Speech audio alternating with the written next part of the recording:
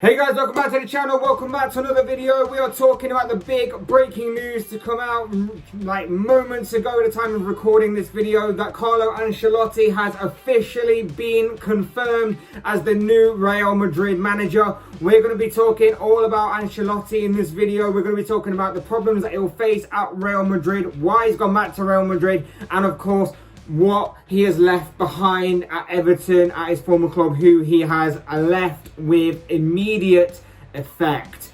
But before we go any further, I would like to remind you all to please like the video and also subscribe if you're new. Both things are always and forever be greatly appreciated. But for now, let's get back to talking about Carlo Ancelotti and the news that he has left Everton to jump ship to Real Madrid, back to La Liga, back to Real Madrid to manage them once again. The news kind of broke today that Ancelotti was being targeted and being talked to by Madrid. The 61-year-old earlier this afternoon was looking set to quit Everton and jump ship to Real Madrid. Reports were flying around that this was going to happen, and this evening it has finally been confirmed that Ancelotti will be returning to the Bernabeu. He will be succeeding Zinedine Zidane as the manager of Real Madrid. And this puts an end to other speculation with other names that were surrounding taking that managerial hot seat. The likes of Mauricio Pochettino and Antonio Conte in particular were names that were flying around, that were being named as potential replacements for Zidane. It is in fact going to be the now former Everton manager who will leave Goodison Park with immediate effect and instantly jump ship to being Zidane's replacement at Madrid. Ancelotti, as we know, is a veteran manager. He has been around a lot of European top jobs during his time in management and has pretty much won it all. However, there is one exception. There is kind of one blooper, one bad mark on his resume, and that is that he has never won the La Liga title. In his previous spell with Real Madrid, he guided the Spanish side to Copa del Rey, Super Cup, Club World Cup and Champions League success, which is pretty impressive in itself, but he never managed to win the Spanish league with the club, and now it seems that he has returned to finish off what he started.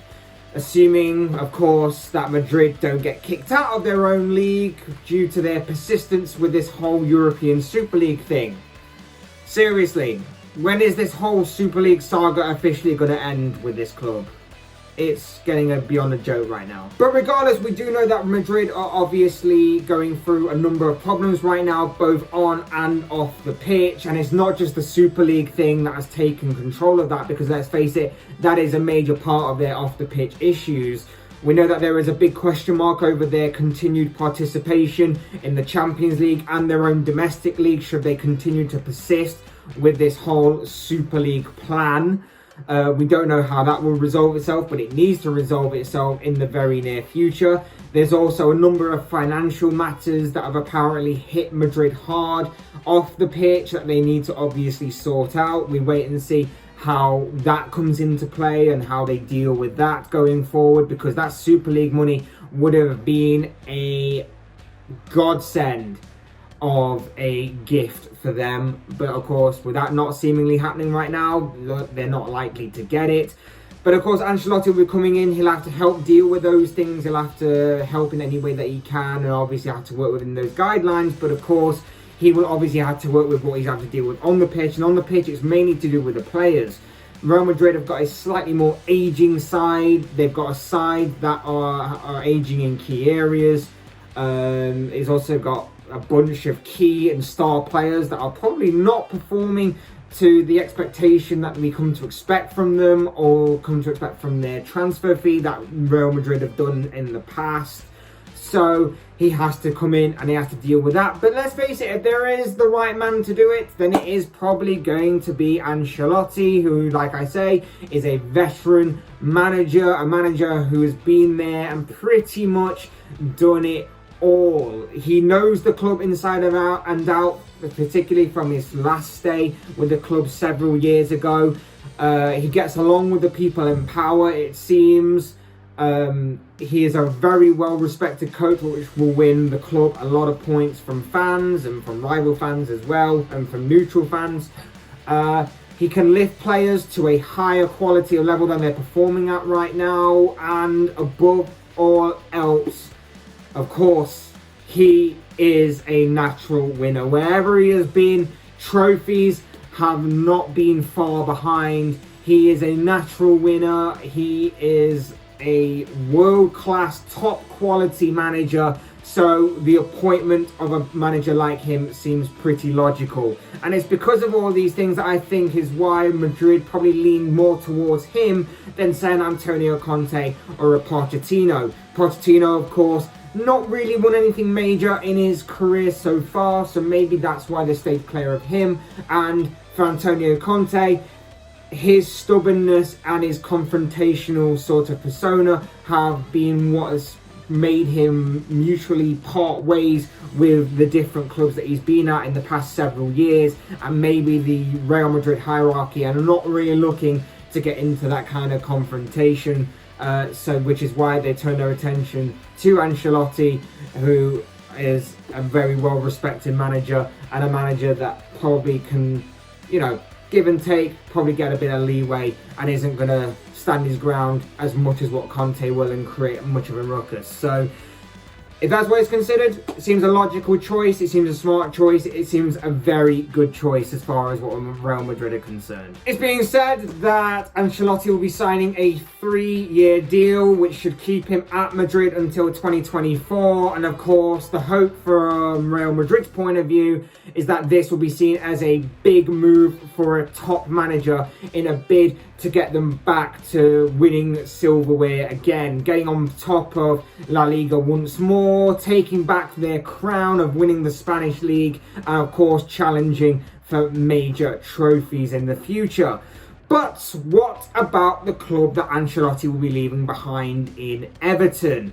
Well, with the Toffees, it's a constant theme with them that every time they seem to be taking one step forward, they seem to follow it up by taking 2 steps back. Ancelotti arriving at Everton seemed to surprise a number of people when it first happened. I don't think many people anticipated that a manager with Ancelotti's history and his pedigree arriving at Everton could actually happen. But of course, as we know, it did.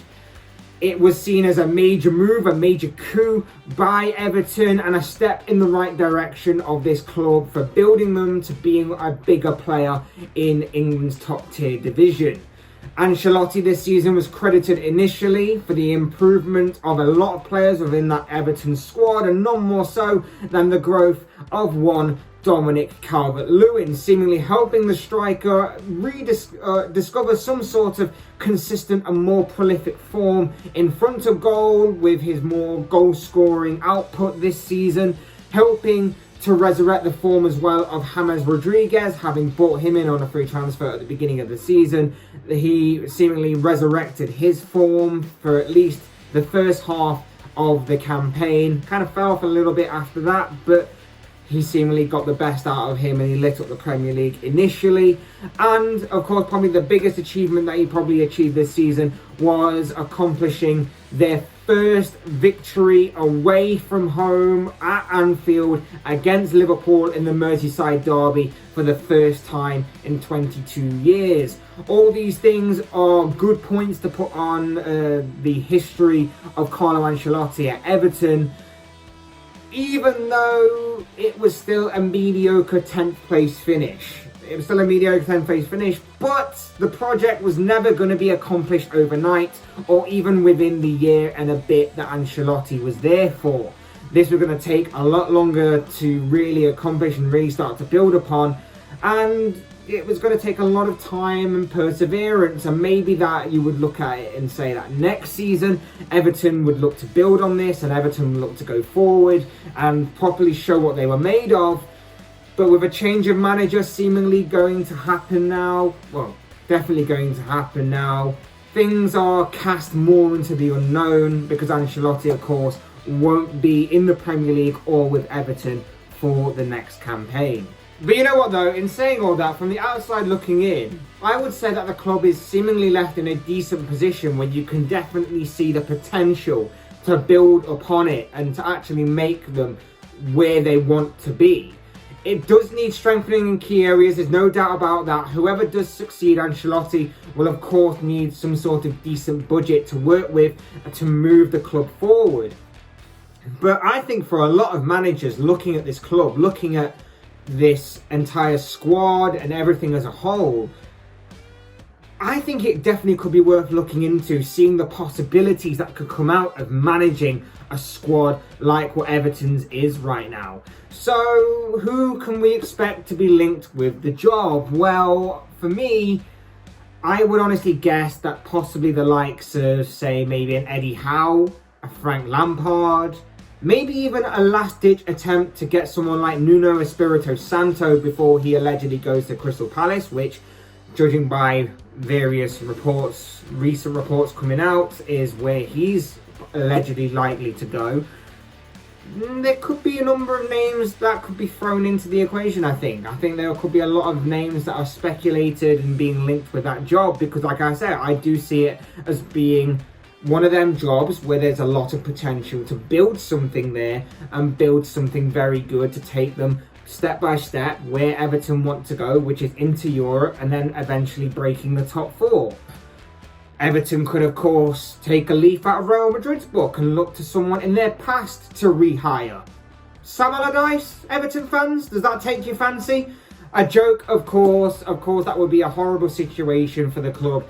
Funny, definitely funny from a rival's point of view, but of course horrible for Everton fans. But only time will tell how this situation completely plays out, because the bottom line here is that Real Madrid have officially appointed Carlo Ancelotti as their new manager. But of course, these are just the thoughts, comments, opinions, predictions, as I always say, of this guy. I want to know what you guys think. What do you make of Carlo Ancelotti's time at Everton? What do you make of him being hired by Real Madrid back as their new manager to succeed Zinedine Zidane? And of course, who do you want to see, Everton fans, take over as the successor to Carlo Ancelotti at Goodison Park? I'd love to know your thoughts, comments, opinions, predictions, whatever you want to call it, down below in the comment section on this subject. I'm sure it will all make for interesting reading. Otherwise, hit that like button on the right if you enjoy the video, subscribe if you're new or want to see more content like this. Both things will always and forever be greatly appreciated. And as always, thank you all so much for watching and listening. I've been Fletch, this has been another Fletch Talks video, and I will see you, speak to you all again soon in another video.